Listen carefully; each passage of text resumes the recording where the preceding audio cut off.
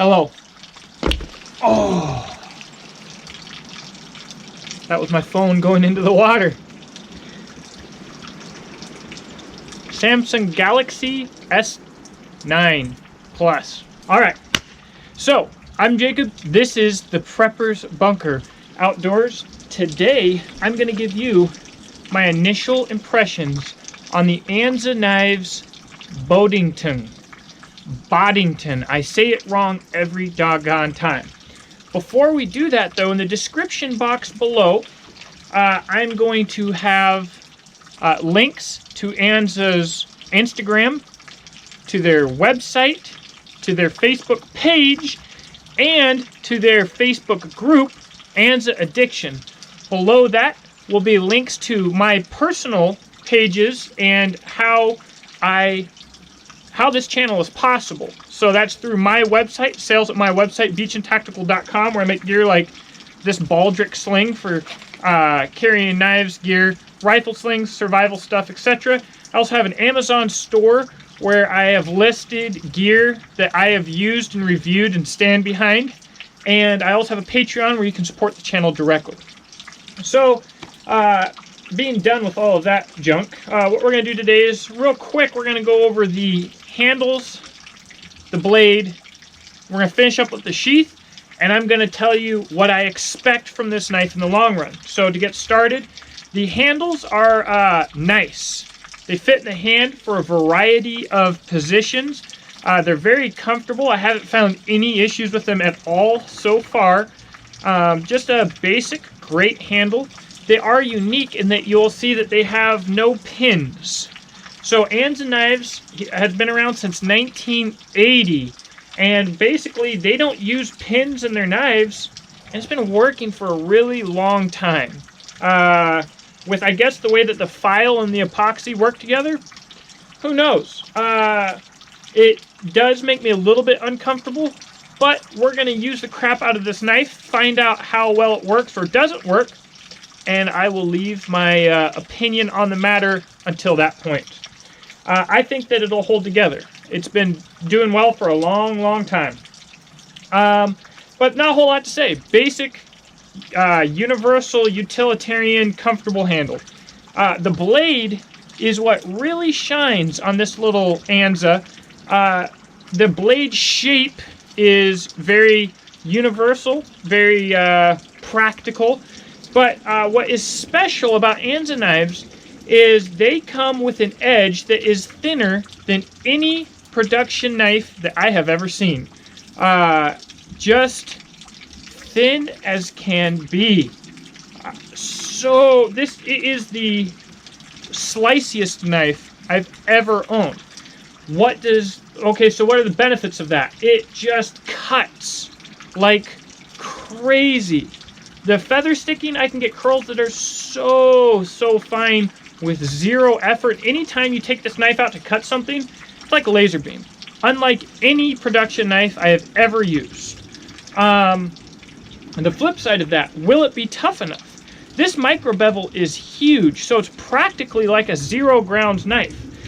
By the way, the primary bevel here is hollow ground. Again, we're going to find out whether that's going to hold up to the test of being beat on a little bit or not.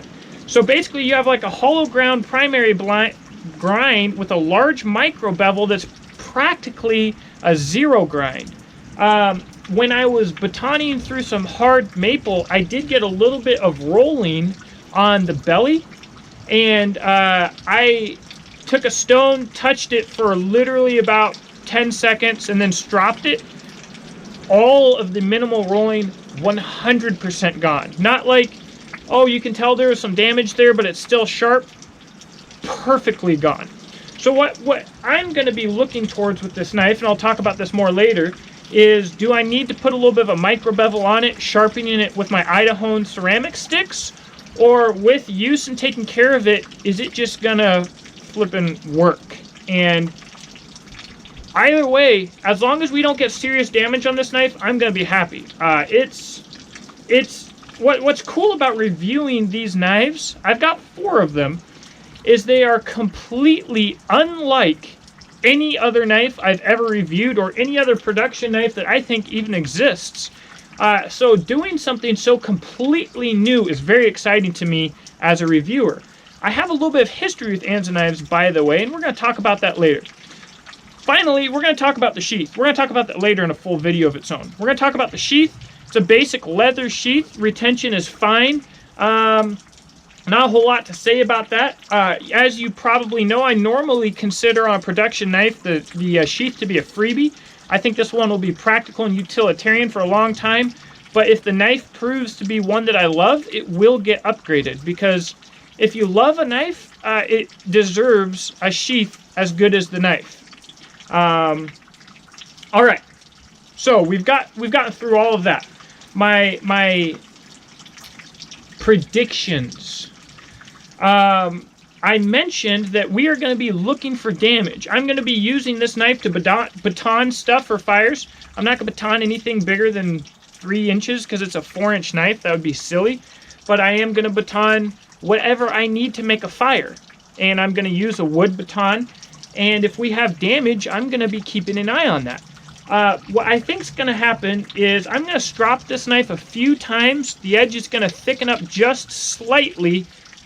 I don't foresee having issues. Actually, I think that this knife might become the belt knife that I compare other knives to, if it's tough enough.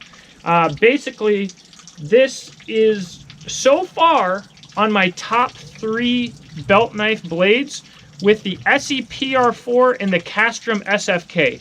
And that is some very stout competition, let me just say. So, basically, guys, seriously, I'm a fan. I don't know if I mentioned this, but yeah, I did real quick during the scales. They've been doing this since 1980. The owner is, his name is Charlie. Really cool guy. They're making these in San Diego, California, and they do a great job. So in another video, I'm going to talk more about, a little bit about Anza history, but more specifically about my history with Anza. It was the first brand of knife that I purchased after I got home from deployment from Afghanistan, and I was really impressed with it then. I ended up trading it out when I started getting into this knife addiction that I had, and I regretted it. But so these have been around at gun shows, especially in Texas and California, for longer than I've been alive. For a decade longer than I've been alive, essentially.